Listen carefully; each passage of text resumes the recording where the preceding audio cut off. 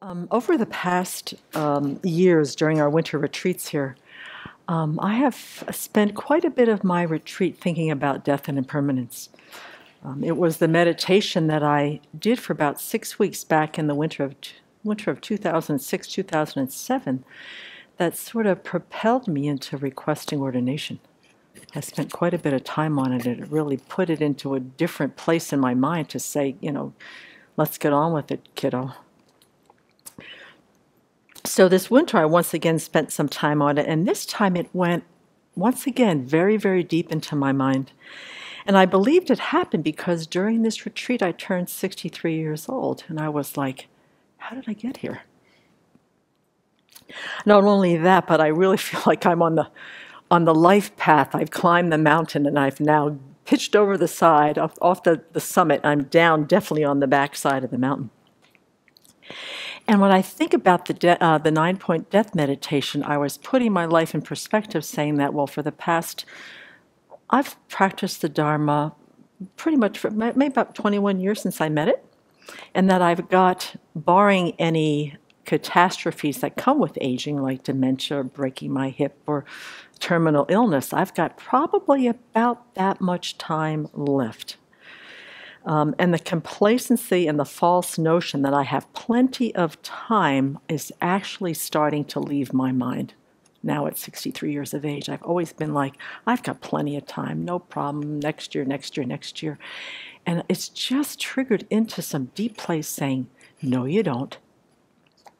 Or whatever, and what kind of virtuous karma do I want to create so that at the time of the death, I've got my wits about me, and, I love what's happening in my life right now, and what kind of causes do I have to create so I can continue to have the possibility of this continuing into the future. Knowing that, I then spent some time thinking about how do I want to practice differently if I really understand this truth about my life, that it is fast approaching to its end. How serious am I about focusing on my practice in a way that I can familiarize myself with even some fundamental teachings that I can go like, something like that during the course of my dying, that I can bring something up without having to get lost in my fear and lost in my concerns, my attachment to the happiness of this life. And what mental habits do I just, want to just get done with? So part of what I did from the death and impermanence is that one of my main focuses for like the next year, because I'm kind of celebrating, I've been here for, going on 14 years now, and I wanted to really intentionally take the next year to do a very deep life review and say, okay, what are the things that I've learned? What are the things that I've eliminated? And how do I want to move forward in it with a sense of wisdom fear about it, not about, just doing it for no particular reason. And that I find that it's also this life review helps me to foster an intense gratitude for the precious human life that I've had. That is a very strong antidote to this complaining mind that I have a strong mental habit about, complaining about this, complaining about that. And that looking over my life, my perspective is really changing, and I'm starting to see that I didn't have much misfortune in my life. That much of the suffering that I experienced in my life, when I'm honest with myself, was brought on by mostly my misguided thinking. I had very rare occasions that I thought that I was being harmed when I really think about it, honestly. Others were mostly just projection. So much of the harm that I thought came to me was just my mental fabricating. My health has been incredible with few exceptions, basically pain-free and illness-free. I've had incredible kindness shown to me, particularly with strangers in my life. I've been, up and down or all around, kind of a nomad. And the kindness that I was shown over and over again by people who just kind of came out of, just showed up. I have lived in some of the most beautiful places in our country that I have called home. I have met the Dharma, I have a wonderful, wise teacher, and from her incredible kindness, I've then had this plethora of remarkable teachers to guide and inspire me. I've got very, very dear friends that I live with, wise and compassionate people in my life. And I've seen my mind generally transform, become a little bit gentler, more open-minded, my wisdom growing, and my bad habits lessening. So I'm saying, what can I do to create the causes to have this continue to the end of my life? Now, what I discovered in my retreat this winter, which is a huge hook for me, and it's an interesting hook, but it's Semke's hook, is that my task for me is to know deeply this transient nature of this beautiful life that I have garnered, and that I will leave this all behind and to use it to keep my perspective wide and deepen my awareness. That'll deepen my practice about, how precious it is. But it's going to leave. I'm going to be leaving this, all of this. And one of my challenges when I look at my life and all that I've experienced and who I have met and where I've lived and who I am is not getting hooked into the nostalgia for the preciousness of this human life. This earth, which I have such an affinity for, that I have such a love and appreciation for its beauty, its resiliency, its vastness, the trees, the rocks, the incredible starry nights, I deal with, and I found it this year, is that I deal with the sadness on leaving this place. Like for a lot of people, it's the people, it's their family, it's their job, it's their wealth, it's their possessions, and I have all of that. But leaving this planet and leaving all of what it does, it evokes this incredible sadness and this nostalgia that gets me into very, very dangerous, sad territory. And I get into these stories. I get into, I'll never see this beautiful cedar tree again. I'll never see this world with the snow falling and the rainbows. It's like this, violin playing kind of nostalgia. And I get to really solidifying them as permanent phenomena rather than mere appearances to my mind due to my karma.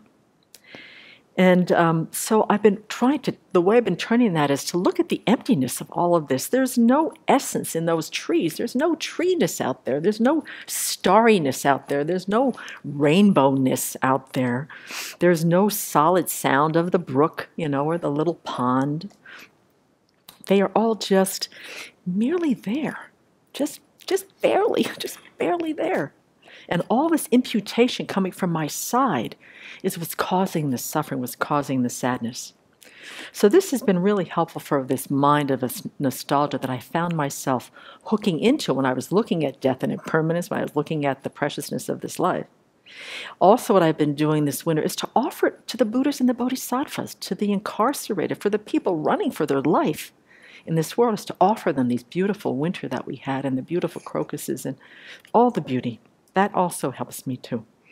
And what do I want to do for the next 25 years to cut that off among other mental habits that I have to really bring a richness, a fullness to my life and a good intensity to it, to put my mind firmly in the Dharma. So what I wanted to share with you is a dedication prayer in the Lamrim outline book that was put together by Venerable Karen many, many years ago at Kopan, that I've recited through this retreat to keep my perspective when I fall back into this nostalgia of complaining or making up stories about nothing that I want to end with today, because it really helps to sort of shake me out of this kind of sticky sentimentality. And so perhaps it can help you as well. It keeps me focused on countering my nostalgia for the happiness of just this life, and really propelling me to create the causes for not only a peaceful death and a good rebirth, but to keep the Dharma in my mind firmly. Just keep moving it forward deeply, more firmly, more strongly, and to really appreciate this world, but to know that, it's going to go. And so these verses have been really helpful for me to understand how important it is for me to let go. Leaving all, I must depart alone.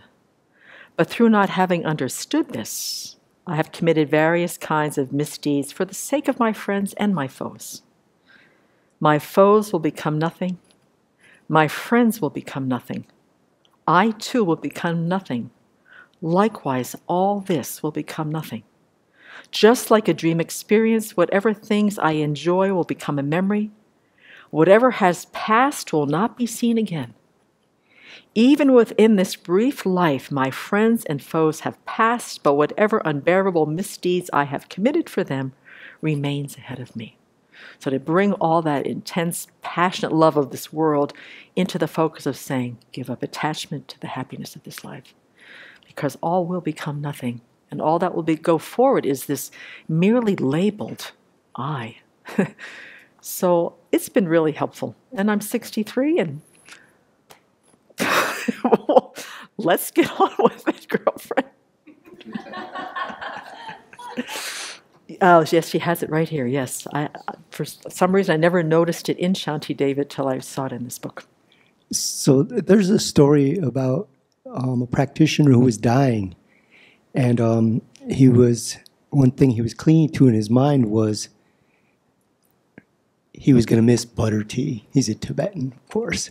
And his teacher told him, oh, don't worry, the tea is much better in the Pure Land. Well, the rainbows and the cedar trees are much more beautiful in the Pure Land. Thank you very